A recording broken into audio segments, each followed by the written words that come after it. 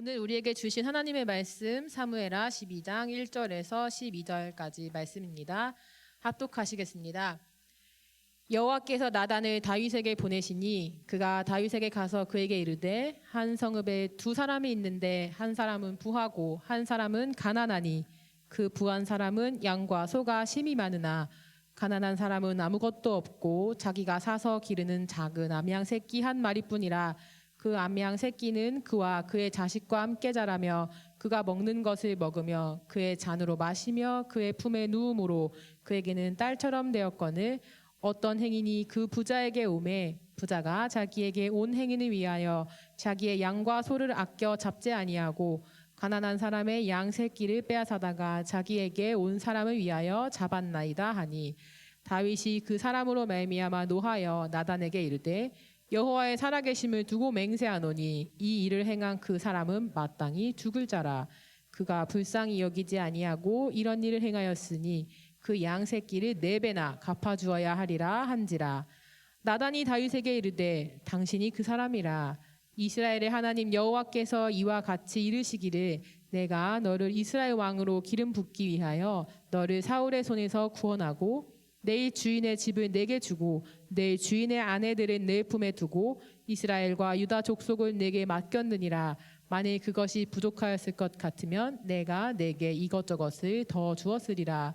그러한데 어찌하여 내가 여호와의 말씀은 업신여기고 나 보기에 악을 행하였느냐. 내가 칼로 햇사람 우리아를 치되 암몬 자손의 칼로 죽이고 그의 아내를 빼앗아 내 아내로 삼았도다. 이제 내가 나를 업신여기고 햇사람 우리아의 아내를 빼앗아 내 아내로 삼았은즉 칼이 내 집에서 영원토록 떠나지 아니하리라 하셨고 여호와께서 또 이와 같이 이르시기를 보라 내가 너와 내 집에 재앙을 일으키고 내가 내 눈앞에서 내 아내를 빼앗아 내 이웃들에게 주리니 그 사람들이 내 아내들과 더불어 백주에 동침하리라. 너는 은밀히 행하였으나 나는 온 이스라엘 앞에서 백주에 이 일을 행하리라 하셨나이다 하니 아멘. 아멘. 오랜만입니다. 네, 제가 이렇게 청년부에 와서 오랜만에 이렇게 설교를 하게 되는데요. 그래서 그동안 제가 청년부에서 했던 설교를 이렇게 쫙 한번 살펴봤습니다. 한마디로 정리하면 엄근진이었다. 엄격하고 근엄하고 진지했다.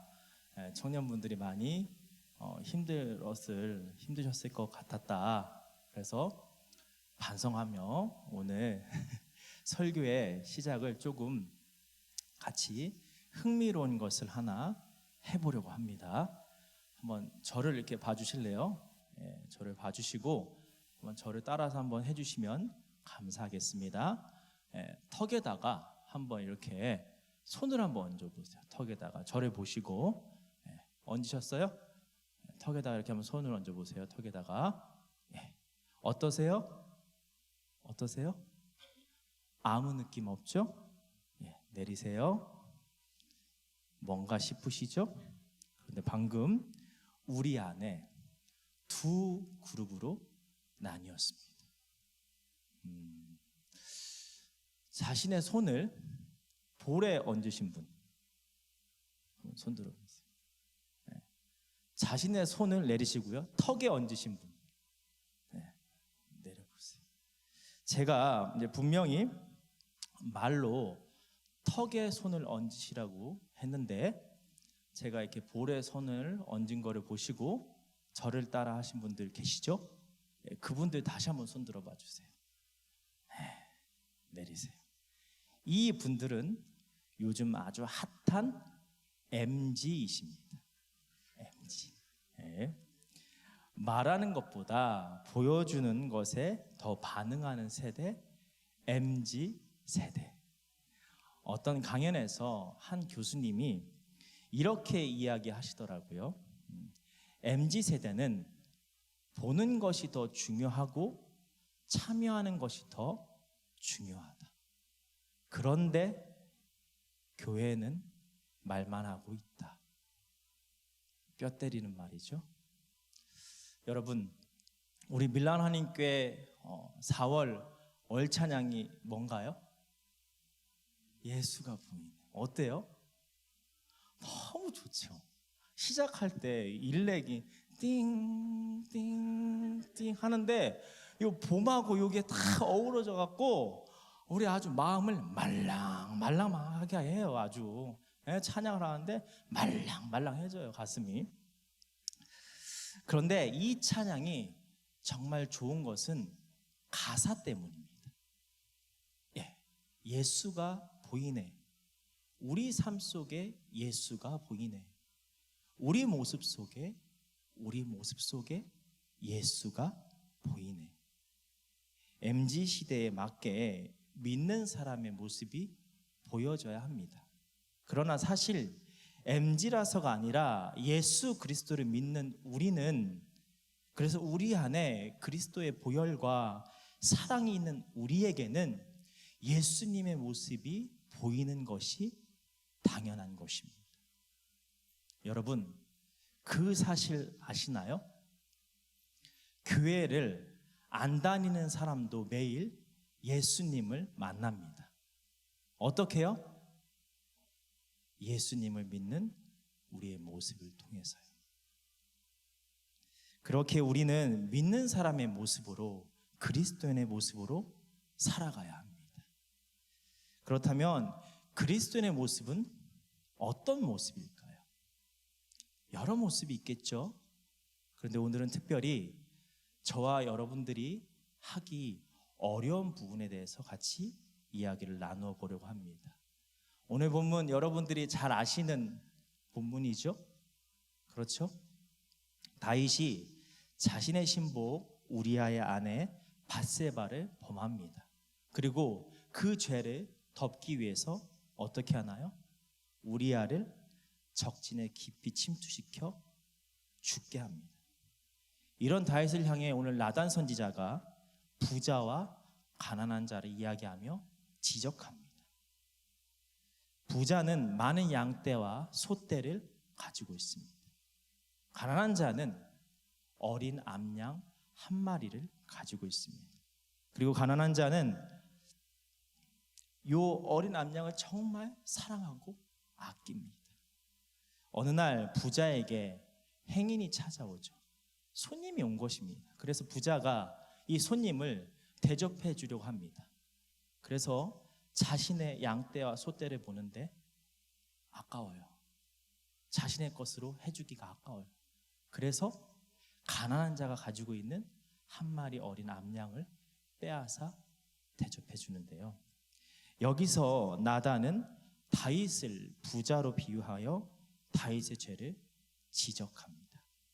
여러분, 이 본문에서 우리는 먼저 부한 자가 가난한 자의 것을 빼앗는 것, 다시 말해 다윗이 우리아의 아내 밧세바를 범한 간음한 죄의 비유에 대해서 생각해 볼 수 있습니다. 그런데 이 본문을 좀 더 확대해서 보면 이 본문은 소유에 대해서 말하고 있는 것입니다. 부한 자 그리고 가난한 자. 그래서 가난한 자는 부한 자의 도움이 필요합니다. 이처럼 다윗은 왕입니다. 그래서 그는 막강한 권력을 가지고 있습니다. 반면에 우리아는 신하입니다. 그래서 다윗에 비해 힘이 없죠. 그래서 때때로 다윗의 힘이 필요한 사람입니다. 그렇기에 다윗이 해야 할 것은 자신의 소유를 신하 우리아에게 흘려보내야 하는 것입니다. 그런데 오히려 다윗이 우리아의 것을 빼앗습니다. 그리고 오늘 말씀은 그렇게 흘려보내는 대상에 대해서 분명히 말해주고 있는데요. 다윗이 지은 죄를 통해서 알 수 있습니다. 짜잔, 우리아를 죽인 죄, 살인하지 말라 6계명. 짜잔, 잘 맞네요. 밧세바를 범한 죄, 처음 이거 맞춘 거 아니에요, 저희. 간음하지 말라 7계명, 도둑질하지 말라 8계명, 내 이웃의 집을 탐내지 말라 10계명. 짜잔, 자신의 죄를 덮으려는 죄, 내 이웃에 대하여 거짓 증거하지 말라 9계명. 여러분, 뭐가 생각나시나요? 십계명이죠. 그렇죠? 십계명. 1계명부터 4계명까지는 하나님과 인간 사이에 지켜야 할 것. 5계명부터 10계명까지는 사람과 사람 사이에 지켜야 할 것. 그런데 다윗이 지금 사람과 사람 사이에 지켜야 할 계명 중에서 5계명을 제외하고 다 어긴 것입니다. 즉 사람과 사람 사이에 문제라는 것이죠. 다시 말해 오늘 본문은 사람과 사람 사이에 있어 자신의 소유를 흘려보내야 하는 것을 분명히 말하고 있다는 것입니다. 가진 자가 없는 자에게 흘려보내야 한다는 것입니다. 오늘 본문을 통하여 주님께서 우리에게 이 점을 말씀하고 계십니다. 근데 우리가 여기서 짚어야 할 것이 하나 있습니다. 여러분, 소유를 어떻게 생각하시나요? 소유하면 무엇이 생각나시나요? 보통 우리는 물질, 돈을 생각하죠. 그렇죠? 금요일 날 우리 셀장분들하고 셀장 교육을 했습니다. 그래서 소유에 대해서 나눠 보았습니다. 저는요, 시간을 소유하고 있다고 나누었습니다. 네. 건강도 나왔고요. 어떤 분은 선한 마음을 가지고 있다고 나누어 주었습니다. 이처럼 소유는 물질에 국한되지 않습니다. 그리고 우리는 내가 가지고 있는 것을 나누어 주어야 합니다. 오늘 본문에서처럼 가난한 사람, 어려움 가운데 있는 이들에게 나누어 주어야 합니다. 왕의 힘이 필요한 우리아에게, 우리 곁에 누군가의 힘이 필요한 이에게 나누어 주어야 합니다. 흘려보내야 합니다. 그런데 이렇게 내가 가지고 있는 소유를 나누는 것이 쉽지 않습니다. 왜 그럴까요?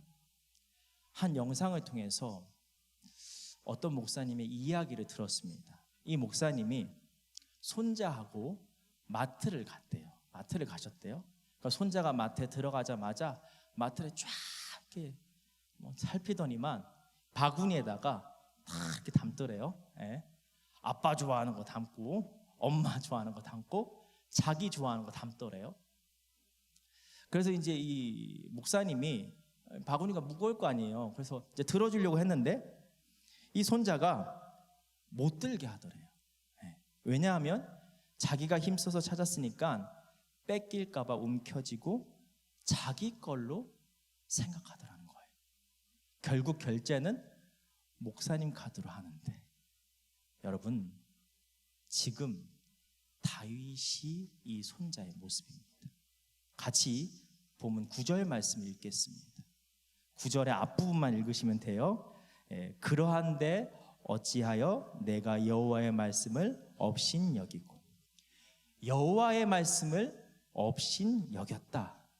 다시 말해 주님을 잊었다는 것이죠. 어떤 주님이요? 그가 가지고 있는 모든 것의 주인이신 주님을요. 다윗은 그에게 주어진 모든 것이 주님께로부터 왔다는 사실을 잊은 것입니다. 여러분, 예전에 다윗은 어떤 사람이었습니까? 같이 사무엘상 17장 45절 말씀을 읽겠습니다. 다윗이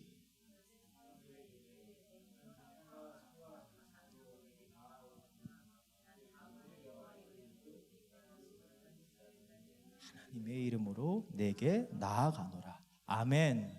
만군의 여호와의 이름, 하나님의 이름으로 내게 나아가노라.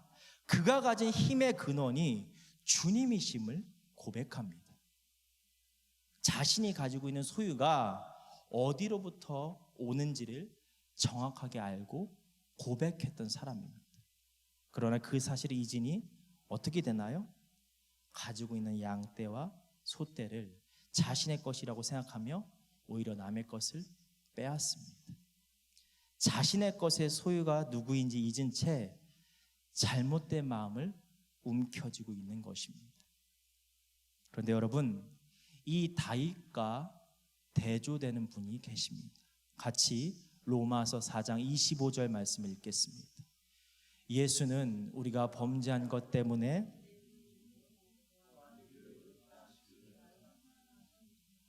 아멘. 예수님은 자신을 내어 주셨다. 그런데 그 이유가 우리의 죄로 인해 우리의 연약함을 덮기 위해 자신의 몸을 십자가에서 내어 놓으신 예수님이십니다. 예수님께서는 십자가에서 다 나누어 주셨습니다. 우리를 위해 자신의 권리를 포기하는 이타적인 삶을 보이십니다. 따라서 우리가 기억해야 할 것은 예수님의 보혈과 사랑이 있는 우리는, 그래서 예수님의 모습이 드러날 수밖에 없는 우리들이기에 내가 가지고 있는 것을 다른 이에게 흘려보내야 합니다. 나에게 있는 것이 없어 힘들어하는 이들에게 내 것을 흘려보내야 합니다. 더 나아가 우리가 무엇이 되고자 할 때 또는 무엇을 이루고자 할 때 그 목표는 나누어 주는 것이 되어야 합니다. 여러분, 보통의 사람들이 왜 높이 올라가려고 할까요? 그 이유가 무엇일까요? 높은 곳에 올라가서 보이는 것을 누리려고요. 그렇다면 그리스도인인 우리는 왜 높이 올라가야 할까요? 높이 올라가서 아래를 헤아리기 위해서, 높은 곳에서 아래로 흘려보내기 위함입니다. 하늘에 계신 하나님은 항상 아래를 향하고 계셨습니다. 그래서 그 하나님께서 인간의 몸으로 오신 분이 예수 그리스도이십니다. 그리고 나에게 무엇이 주어졌을 때 혹은 무엇을 이루었을 때 우리는 고백해야 합니다. 내가 가지고 있는 모든 것의 주인이 주님이십니다. 주님이 나에게 잠깐 빌려주신 것입니다. 그럴 때 나의 것을 내어놓는 마음에 문이 열리기 시작합니다. 이러한 주님의 사랑을 흘러넘치게 나누어주는 방법에는 여러 가지가 있는데요. 첫 번째, 상대방을 살피는 시선이 필요하다. 상대에게 마음의 상처가 있다면 주님의 사랑이 가득한 우리가 보듬어 줘야 합니다. 쓰담쓰담 해줘야 합니다. 당시에는 몰라도 그 사랑은 분명 그 사람 마음에 스며들어 흘러나올 것입니다. 두 번째, 기다림의 시선이 필요하다. 주님이 우리와 동행하며 우리를 더욱 아름다운 사람으로 만들어 가시는 것처럼 상대방의 든든한 버팀목이 되어 상대가 변화될 때까지 기다려주는 것입니다. 그런데 여러분, 그럼에도 불구하고 우리가 나눔의 기로에서 주저할 때가 있죠. 왜 그럴까요? 졸릴 때예요. 그래서 HG 무슨 말인지 아십니까? 호구 잡혀서. 오히려 내 선한 마음이 이용당할 때가 있습니다. 그 섬김을 악용하는 경우가 있죠. 이럴 때 우리는 나눔에 고민이 생깁니다. 어떻게 해야 할까요? 세 번째, 상대에게 표현할 수 있는 부드러운 카리스마가 필요하다. 같이 마태복음 7장 6절 말씀을 읽겠습니다. 거룩한 것을 개에게 주지 말며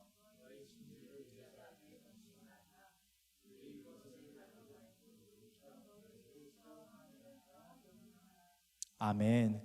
거룩한 것을 개에게 주지 말며 진주를 돼지 앞에 던지지 말라. 나눔의 방법을 달리해야 한다는 것입니다. 예전에 저는 이런 생각을 했습니다.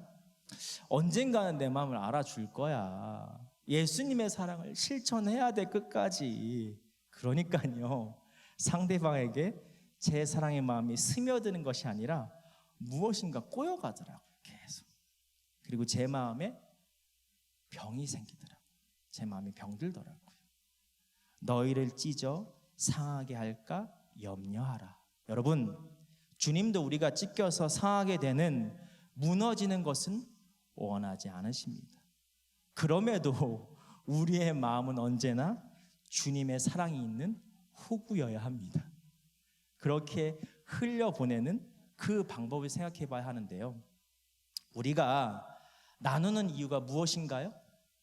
사랑을 실천하기 위해, 사랑을 보여주기 위함이죠. 그리고 그 주님의 사랑이 상대방에게도 흘러넘치기 위함이죠. 그런데 그 가치를 모르는 이는 그것이 귀한 줄 모릅니다. 그 사랑이 얼마나 소중한지 모릅니다. 그래서 함부로 하고 무례히 행합니다. 하나님의 사랑이 위배될 때, 우리의 본질이 해쳐질 때 멈춤의 결단이 필요합니다. 따라서 정중한 거절로 잘못된 길에 가는 사람에 알려주는 것도 사랑의 방법입니다. 멈춤의 모습으로 상대에게 내가 가지고 있는 사랑의 지식을 흘려보내는 것입니다. 이처럼 각 표현의 모습 속에 우리가 잊지 말아야 할 것은 끝까지 최선을 다해 나의 것을 나누어 주어야 한다는 것입니다. 주님께서 우리를 위해 십자가에서 모든 물과 피를 쏟으신 것처럼 말입니다. 여러분, 요즘 참 마음이 아픈 때입니다. 더 글로리 재밌게 보셨죠? 수리남 재밌게 보셨죠? 이런 여러 콘텐츠에서 기독교를 폄하하는 장면을 종종 볼 수 있습니다. 그러면서 저는 세상이 기독교를 어떻게 보고 있는지에 대해서 다시 생각해 보게 되었습니다. 그리고 드는 생각이 아직까지 우리에게 기대하는 바가 있구나. 기대가 있구나. 기대하는 바가 있으니까 어떤 메시지를 계속 던지는 거잖아요. 그리고 그동안 쌓였던 서운함을 토로하는구나. 여러분, 생각해 봐야 합니다. 기독교의 본질적인 주님의 사랑이 무엇인지, 기독교와 기독교인을 향한 세상의 시선 앞에서 우리가 가야 할 길은 어떤 길인가요? 우리가 보여야 할 모습은 무엇일까요? 나에게 머물러 있던 시선이 우리로 변화되는 삶입니다. 우리 마음에 있는 주님의 사랑이 온전하게 흘러넘치고 나누어질 수 있도록 기도하며 나아가는 여러분이 되시길 바랍니다. 보듬어주는 사랑, 기다려주는 사랑, 부드러운 카리스마로 멈추고 결단하는 사랑. 여러분은 어떤 사랑을 흘려보내고 계십니까? 우리를 위해 내줌이 되신 예수 그리스도처럼 곁에 있는 이들에게 주님의 사랑이 내 안에 충만하다, 내 삶의 주인은 주님이시다 고백하며 나의 것을 내어주는 여러분이 되시길 축원합니다. 기도하겠습니다. 사랑의 하나님, 우리는 종종 나눔의 자리에 서기도 하고 나눔의 기도에서 고민하며 갈등할 때가 있습니다. 오늘 말씀 기억하며 영혼을 향한 사랑을 멈추지 않게 하옵소서.